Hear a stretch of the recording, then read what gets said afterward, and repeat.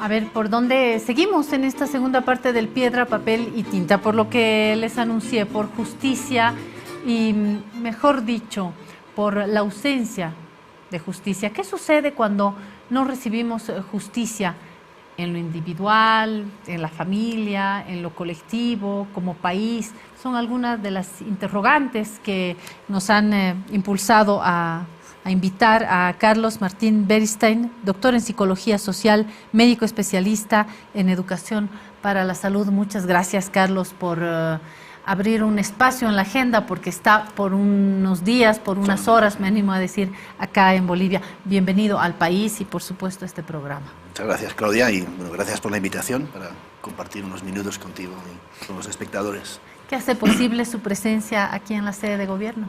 Bueno, he venido a un encuentro de formación sobre pues, el trabajo con víctimas de violaciones de derechos humanos, de trata, de tortura, de diferentes tipos de hechos traumáticos que también se han dado en la historia en Bolivia, invitado por el ITEI y por organizaciones de derechos humanos. El ITEI es una organización de derechos humanos que trabaja en la prevención y documentación de la tortura, ¿no? Hemos trabajado con diferentes organizaciones, sectores también del Estado, del Mecanismo de Prevención de la Tortura, la Defensoría del Pueblo, para tratar como, bueno, pues, compartir experiencias también internacionales del acompañamiento de las víctimas, la documentación de casos, la mejora de las investigaciones, de forma que bueno, pueda favorecer, digamos, trabajo que esas organizaciones hacen también en Bolivia, ¿no? Carlos, natural de Bilbao, desde el 89 que trabaja con víctimas de violaciones de derechos humanos en la atención psicosocial, y esta es la entrada específica, y yo quisiera hablar también de la justicia o de la ausencia de justicia relacionado a este y a otros temas, porque creo que el impacto puede ser similar.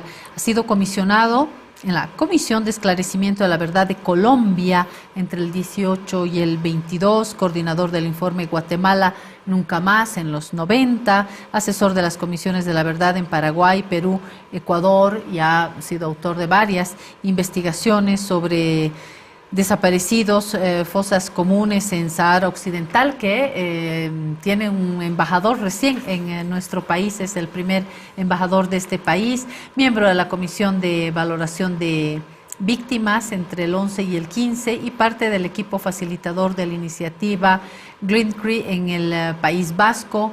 En fin, una serie de experiencias, miembro del grupo interdisciplinar de expertos independientes creado por la Comisión Interamericana de Derechos Humanos para el caso de los 43 normalistas desaparecidos en Ayotzinapa, un asunto que ha tenido mucha repercusión en los medios. Una experiencia que hoy le permite hacer referencia ya con algunos rasgos generales, diría, sobre la intervención psicosocial con poblaciones vulnerables. Esto está empujado, ¿por qué motivación? ¿Cuál es la idea detrás de todo esto? ¿Cuál es la urgencia que tenemos? Bueno, creo que fortalecer el sistema de justicia y el sentido de justicia en realidad en nuestras comunidades, en nuestras poblaciones, en los estados, es fundamental para el bienestar de la sociedad y la construcción de la democracia, ¿no? Si uno ve los impactos sociales de la impunidad en la psicología, llamamos a eso la impotencia aprendida, ¿no? Cuando la impunidad termina siendo un mecanismo educativo que hace que la gente se convenza de que no hay nada que hacer, ¿no? Que mejor no denunciar, que para qué, si eso va a traer más problemas, si no va a ser útil. Se sienta como idea, ¿no? Se sienta como idea y es muy difícil desestructurar esa idea, ¿no? El Estado, las instituciones tienen que dar también muestras de credibilidad y pasos efectivos para hacer de la justicia algo que sea efectivo, ¿no? En Colombia tienen un dicho que dice: la justicia es para los de la ruana, ¿no? Para los pobres, vamos a decir, ¿no? Y eso es lo negativo de muchas sociedades y de muchos estados, ¿no? Que el sistema penal, el sistema carcelario, pues se usa sobre todo frente a poblaciones más vulnerables, en contextos de exclusión, pobreza, etcétera, ¿no? Eso es estructural, pero si tú me preguntas por esa dimensión psicosocial, si vemos en un caso concreto, por ejemplo, ¿no? La violencia sexual. ¿Cómo se investiga la violencia sexual? ¿Por qué es tan difícil a veces investigar la violencia sexual, ¿no? A la víctima a veces no se le cree, no hay peritajes específicos que documenten esos casos, ¿no? Se minimizan ese tipo de violaciones, ¿no? Para una mujer que quiere denunciar o que está pensando en denunciar lo que le ha pasado, es difícil, ¿no? Porque a veces va a haber expuesta su intimidad en un proceso de investigación, a veces frente a su propia familia. Hay una revictimización, ¿no? Entonces, sí, esos aspectos son fundamentales, ¿no? Como me dijo una mujer, una monja norteamericana que fue detenida y torturada en Guatemala a finales de los años 80, cuando le pregunté un poco por su caso, ¿no? Me dijo, mira, mis abogados sabían mucho de mi caso, pero no sabían lo que me estaba pasando a mí. Lo que le estaba pasando a ella era que tenía miedo a denunciar, ¿no? Bueno, todas esas cosas forman parte del acompañamiento a las víctimas y del fortalecimiento también de las metodologías, los peritajes, el trabajo con los jueces para que entiendan muchas de estas implicaciones, ¿no? De forma que se puedan tomar decisiones más acorde a un sentido de justicia y no se termine instalando la impunidad, ¿no? Porque a veces para la víctima es difícil denunciar, porque si siente que no le van a creer, pues obviamente pues se va a echar para atrás, ¿no? Y eso va a ir en detrimento de construir sistemas judiciales efectivos para enfrentar la problemática de la criminalidad, los delitos, las violaciones de derechos humanos que se dan en el país, ¿no? Carlos, cuando describía parte de la experiencia que usted tiene, hablábamos de hechos que tienen que ver con violaciones en derechos humanos, que pueden ser asociadas en una primera instancia a casos colectivos, cuando hablamos de un informe Guatemala, de lo que sucede en Paraguay, Perú, Ecuador, podemos hablar de estos casos dolorosos que han quedado en esta historia última de nuestros países, cuando digo nuestros, pues en América Latina, en Europa, pero estamos hablando como de casos que involucran a la historia de un país, ¿no? La masacre en Sencata y Sacaba, en el caso boliviano, o los desaparecidos en Ayotzinapa, pero también, y esta es mi pregunta, también podemos aplicar estos conceptos, estos impactos en las personas cuando hablamos de justicia a secas, llámese el caso de la violación de una mujer o un caso específico, particular de justicia o injusticia.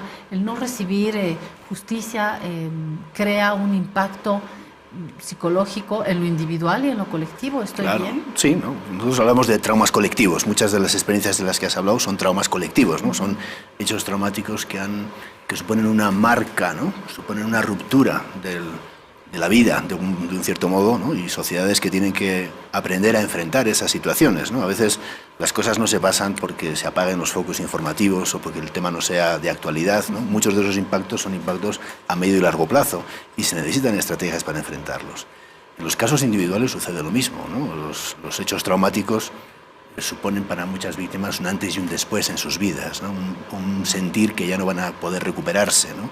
Una pérdida de confianza en los demás, porque a veces ha sido otro humano, otra persona, o alguien del Estado, o quien fuera, el agresor, ¿no? Y eso supone un cuestionamiento del sentido de seguridad, ¿no? De no sentirse, por ejemplo, segura de andar sola por la calle, ¿no? Porque ha sufrido una agresión. Exacto. Todas esas cosas suponen impactos invisibles, ¿no? Que no tienen una consideración, pero que suponen un malestar individual y social muy importante y que debe ser enfrentado, ¿no?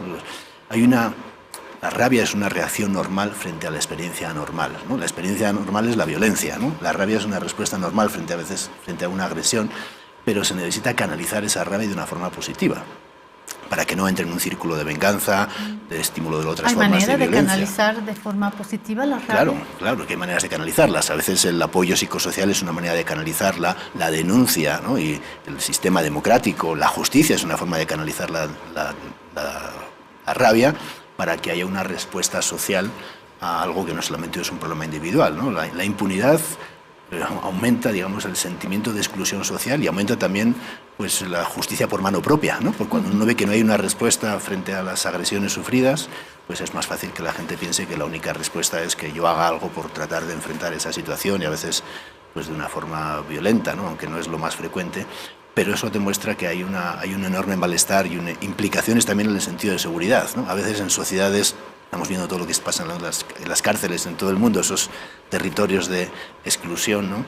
A veces en los contextos de violencia colectiva o generalizada que se da en muchos países, la respuesta tiende a ser más más impunidad, ¿no? En lugar de más derechos humanos, más respeto por los derechos humanos, que sería una salida importante, política importante frente a eso, lo que predomina es como una visión autoritaria, ¿no? Que hay que aumentar el autoritarismo frente a ciertos colectivos, o el autoritarismo social, ¿no? O visiones muy que van en detrimento de la democracia y que no suponen una salida para muchos de esos problemas, ¿no? De todos esos aspectos creo que es importante dialogar. Vamos a tener una charla esta tarde para dialogar un poco con diferentes sectores también de las ONGs, del aparato del Estado, del sector judicial, para discutir los aprendizajes de la experiencia también internacional que puedan dialogar con lo que, pues, la experiencia de ustedes, ¿no? En Bolivia.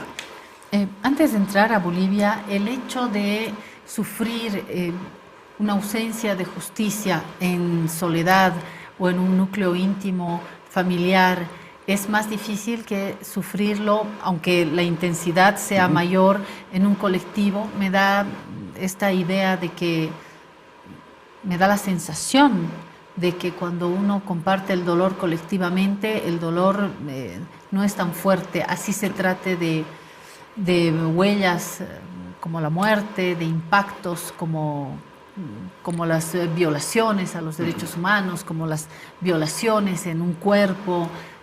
El hecho de vivirlo en colectividad ayuda más que una carencia individual. Yo diría que sí, pero hay dos cosas. Primero, los hechos traumáticos colectivos, por ejemplo, una masacre, ¿no? No solamente supone que ha habido 8, 7 o 10 muertos, ¿no? O 20 o más en muchos países, ¿no? También supone un ataque a veces a una forma de vida comunitaria. Se desestructuran muchas cosas, ¿no? En esos hechos colectivos, ¿no? Pero la dimensión colectiva y el apoyo mutuo o el apoyo social que se pueda dar frente a hechos que han sido más relevantes, o frente a los cuales las víctimas puedan encontrar otras personas con las que pueden hablar de lo que les ha pasado, es muy importante, ¿no? Sabemos que el apoyo, las víctimas que están en peores condiciones son las víctimas más aisladas, ¿no? El señalamiento, el estigma que suponen muchas víctimas, el hecho de que no haya un reconocimiento social, que la gente tenga que guardar, ¿no? Que inhibir lo que le ha pasado, que no se le note, que nadie sepa lo que le ha pasado, tiene un efecto muy negativo en la salud mental, desde luego. ¿Y qué sucede en un país como el boliviano, que no es el único, donde no hay confianza en la justicia? Nosotros en el país lo estamos informando, lo estamos debatiendo, lo estamos lamentando. Hubo varios intentos de reformas de la justicia. Es uno de los principales problemas. Lo reconocen en los campos políticos, en ámbitos civiles, de la sociedad en general. Y vivimos en un país donde sabemos, y lo dicen acá sin ningún problema, autoridades del propio ámbito judicial nos dicen, pero no hay un sistema judicial que no nos sirve de paraguas. Este hecho es también, me imagino, productor de imaginarios hoy de que no hay una protección de la justicia. Esto tiene que impactar también a un nivel social más amplio, ¿no? Que va más allá de lo colectivo. Como país nos tiene que herir en algún lado, ¿no? De manera permanente. Bueno, yo creo que sí, ¿no? Si tú miras un indicador de la democracia, vamos a decir, sería la confianza de las personas o de las comunidades en el Estado, ¿no? En las instituciones, ¿no? Y la ausencia de justicia lo que quiebra precisamente es ese sentimiento de confianza, ¿no? De que si yo voy a denunciar un hecho, no me van a maltratar, van a considerar lo que yo estoy planteando como denuncia, eso va a tener un mecanismo en el que nadie me va a volver a golpear por haber denunciado, ¿no? Y desgraciadamente, pues lo que conocemos de muchos lugares y muchos países, yo no conozco la experiencia boliviana, pero lo que vemos es lo contrario, ¿no? Es decir, cuando uno trata de denunciar a la justicia, pues a veces sufre consecuencias, lo llamamos formas de revictimización o victimización secundaria como parte de eso, ¿no? Y eso termina quebrando el sentido de justicia, ¿no? También la justicia se aplica más a cierto tipo de delitos que a otros, ¿no? Las cárceles de muchos países del mundo pues están llenas de personas que han cometido delitos a veces entre comillas menores, ligados a veces al pequeño o que no tráfico, tienen una sentencia todavía, o que no tiene una sentencia, ¿no? Lo que pasa, eso pasaba en México, ¿no? Cuando nosotros fuimos a trabajar en México, nosotros dijimos, en México el proceso es la condena, ¿no? O sea, porque hay mucha gente que está sin una sentencia, y también hay una versión oficial de lo que pasó en el caso que hace que haya una serie de gentes detenidas, a veces sin las pruebas suficientes, sin la investigación con documentación y pruebas objetivas, porque se usa mucho, digamos, la calidad de la investigación en general es bastante pobre y depende mucho de las declaraciones de las personas detenidas, ¿no? Depender solamente de las declaraciones es la puerta a la tortura, ¿no? Porque no hay pruebas objetivas que sostengan las investigaciones y a veces las investigaciones se terminan cayendo en el camino, ¿no? Estoy viendo en mis apuntes un tema que me parece que es mayor, la disfunción de la justicia como sistema de investigación basado en las declaraciones y no pruebas, falta de independencia, riesgos de torturas, construcción de verdades que cierran casos en lugar de resolverlos. Es decir, aquí hay una espiral de la injusticia dentro de los sistemas judiciales. Sí, es muy complejo. Es muy importante. Por ejemplo, si ves el caso de los 43 estudiantes desaparecidos, ¿no? Cuando nosotros fuimos a México en el año 2015, ¿no? Pues enseguida nos dimos cuenta, revisando la investigación, era la mejor investigación que se había hecho en el país, ¿no? Y teníamos 80 legajos, tomos de 1000 folios cada uno, en las cuales estaban todas las diligencias que se habían hecho. Pero ahí eran evidentes que muchas de esas declaraciones habían sido tomadas bajo tortura. Había informes médicos que mostraban eso. Esa investigación terminó cayéndose. Todos los detenidos que estaban en esa época, muchos de ellos terminaron siendo liberados porque había pruebas de que había torturas, ¿no? Y la única prueba que había de su culpabilidad era su declaración autoinculpatoria, ¿no? Bueno, eso es lo que hace que los sistemas de investigación, la tortura termina pervirtiendo la investigación, ¿no? Porque ya uno sabe que es verdad, claro, y que es mentira, ¿no? Además es una violación grave de derechos humanos y termina haciendo que muchas de esas condiciones al final no haya justicia, ¿no? Y lo que se hace es pues mantener condiciones de cárceles, como tú decías, pues en periodos muy largos de prisión preventiva, sin que haya una determinación de la responsabilidad basada solamente en una sospecha o en ciertas declaraciones tomadas en esas condiciones, y que finalmente esos procesos se caigan. Pero también el hecho de esa disfunción de la justicia, el hecho de que haya mucha gente que después tiene que ser liberada, que ha sufrido en condiciones de hacinamiento o de violencia dentro de las propias cárceles, etcétera, todo eso lo que aumenta es el resentimiento social, el sentimiento de exclusión social, y ponen las nuevas bases de nuevas formas de violencia, ¿no? En lugar de resolver el problema, lo complica, ¿no? Lo duplica, diría que lo duplica, y creo que eso estamos viviendo en algunas cárceles. Hablo de las que más circulan, de los casos que más circulan en los medios latinoamericanos, que son las cárceles modelo Bukele, lo que se está viviendo en Ecuador. Y claro, ahí uno fácilmente se encuentra con algún interlocutor que le dice, bueno, entonces los dejaremos sueltos y les daremos un ramo de flores. No, pero estos modelos de cárceles que estamos viendo acá no dejan de inquietarme en el fondo y de hablarme de una sociedad que todavía es impotente frente a la violencia, al delito, a la muerte. Creo que no va por acá la solución, ¿no? Pero ahí nos dicen, bueno, entonces, ¿por dónde va? ¿Por darles una flor? No va por darles una flor, obviamente, no va por hacer una investigación criminal en serio, bien hecha, ¿no? Y da por tener formas de investigación también de la macrocriminalidad, porque tú estás hablando ahora de casos ligados al narcotráfico, por ejemplo, ¿no? El caso de los 43 es un caso también ligado al narcotráfico, ¿no? Quienes fueron parte de los autores de esos hechos era un cártel del crimen organizado, de Guerreros Unidos, pero con sus conexiones con el aparato del Estado, ¿no? Lo que hizo posible ese caso fue esa dimensión de la criminalidad. Lo que hay que investigar es también esas relaciones, ¿no? Cómo se desestructuran los mecanismos que hacen posible que eso se permanezca en el tiempo o se extienda en el tiempo, ¿no? Lo que hemos vivido en Colombia durante muchos años se está empezando a vivir ahora en Ecuador, ¿no? Y está llegando a Chile y a otros lugares, ¿no? Eso no tiene fronteras, ¿no, Carlos? No tienen. Y lo que hay que buscar formas de investigación nuevas que analicen las redes criminales, no solamente al sujeto X responsable de un delito Y, ¿no? Que analicen, que también persigan al dinero, ¿no? Porque mucho de lo que está detrás de todo ello es el dinero, ¿no? El narcotráfico es una industria en la cual el dinero termina lavándose a veces en el propio país, a veces en Estados Unidos, a veces en otros lugares, y lo que hay que hacer es una persecución del dinero que permita saber quién se beneficia de todos esos factores, para que no sea el muchacho marginal de un barrio, ¿no? Que termina siendo el que es el detenido y siendo responsable, sino que haya modelos de investigación de esta macrocriminalidad que permitan desestructurar estos mecanismos, ¿no? Porque los modelos se basan mucho en la detención del capo, el líder, ¿no? Pero después de un capo vienen 3 nuevos capos, o viene una recomposición de las fuerzas este caso de esa criminalidad, y en lugar de que eso resuelva el problema, lo que hace es fragmentarlo, ¿no? Eso es lo que hemos vivido en Colombia durante muchos años, ¿no? Y eso es lo que se ve en otros países en la actualidad. O multiplica el problema. Y la impunidad, que es parte de la ausencia de justicia, genera estos efectos psicosociales, sembrando un clima de tristeza, de miedo. No pensamos en eso, que genera tristeza y que este es un ingrediente, pero más que nocivo para las sociedades. El miedo,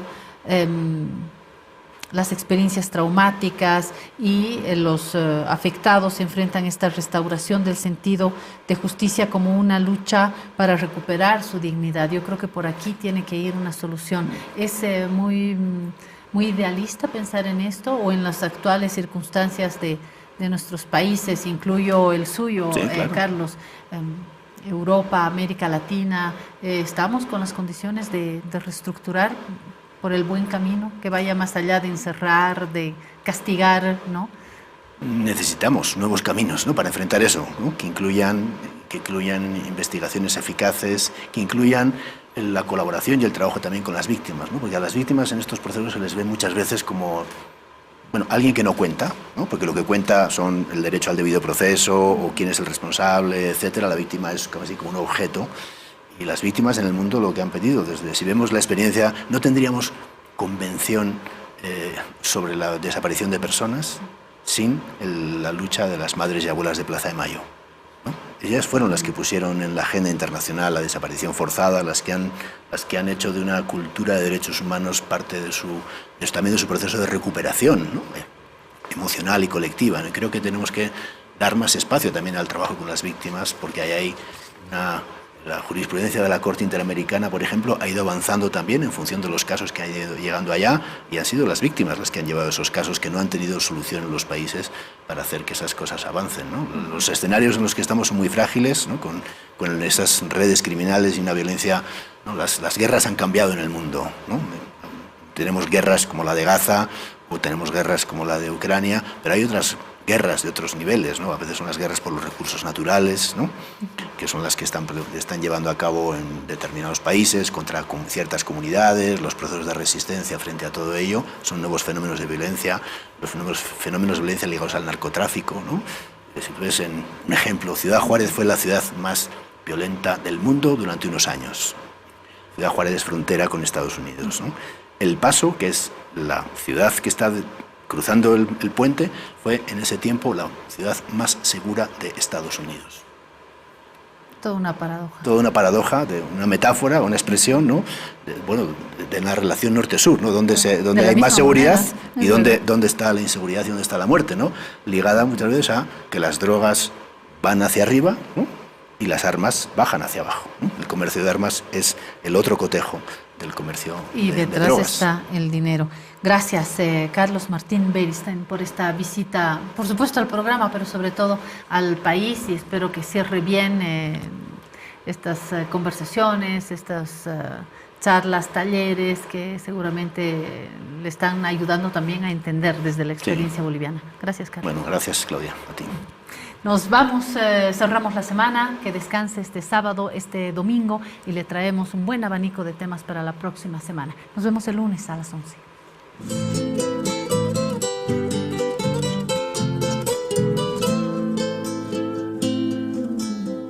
Para decidir si sigo poniendo esta sangre en tierra, este corazón que bate su parche sol y tinieblas, continuar caminando al sol por estos desiertos, para recalcar que estoy vivo en medio de tantos muertos, para decidir, para continuar, para recalcar y considerar. Solo me hace falta que estés aquí con tus ojos claros.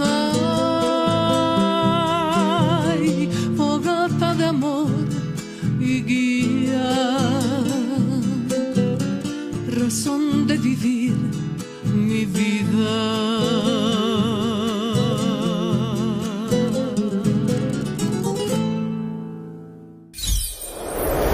Con el auspicio de Hotel Marriott, presentamos